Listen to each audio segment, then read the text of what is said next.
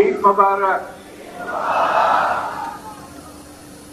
আজকে বাংলাদেশের প্রতিটি গ্রামে,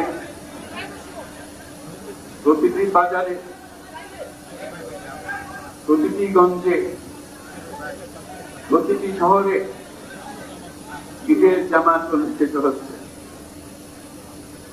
আমরা জাতির পক্ষ থেকে জামাতে যারা সেখানে শরীক হয়েছেন তাদেরকে ঈদ মোবারক জানাচ্ছি। একটু জোরে বলেন, তারা যেন সবাই শুনতে পারে। যারা ঈদের জামাতে শরীক খাবার সুযোগ পান নাই তাদেরকেও আমরা ঈদ মোবারক জানাচ্ছি, সেটাও ঈদ মোবারক। আমাদের মা বোনেরা, মহিলারা যারা ঘরে আছেন তাদেরকেও আমরা জাতির পক্ষ থেকে ঈদ মোবারক জানাচ্ছি। আমাদের প্রবাসী শ্রমিকরা যারা বিদেশে আছে, সারা বছর কষ্ট করেছে, আজকে হয়তো ঈদের জামাতে যেতে পারবেন কিংবা যেতে পারবেন না, কিন্তু জাতির পক্ষ থেকে আমরা তাদেরকেও ঈদ মোবারক জানাচ্ছি। যারা বাংলাদেশিরা আছেন পৃথিবীর বিভিন্ন দেশে, জাতির পক্ষ থেকে তাদেরকে আমরা বলে যাইনি, তাদেরকেও আমরা ঈদ মোবারক জানাচ্ছি।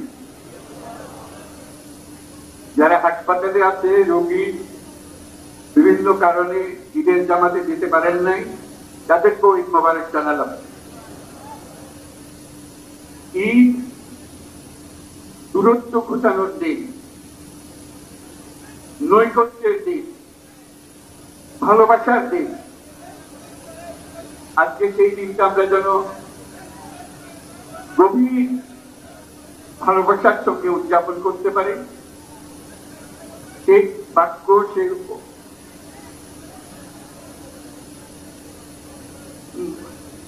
মেসেজ আমরা যেন সবার কাছে পৌঁছে দিতে পারি।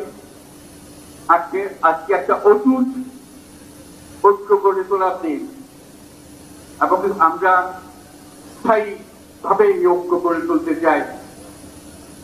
ঈদের জামাতে এটাই আমাদের কামনা। আজকে মোনাজাত হবে, মোনাজাতে আমরা অবশ্যই যেন স্মরণ করি, আল্লাহর কাছে প্রার্থনা করি আমাদের এই নতুন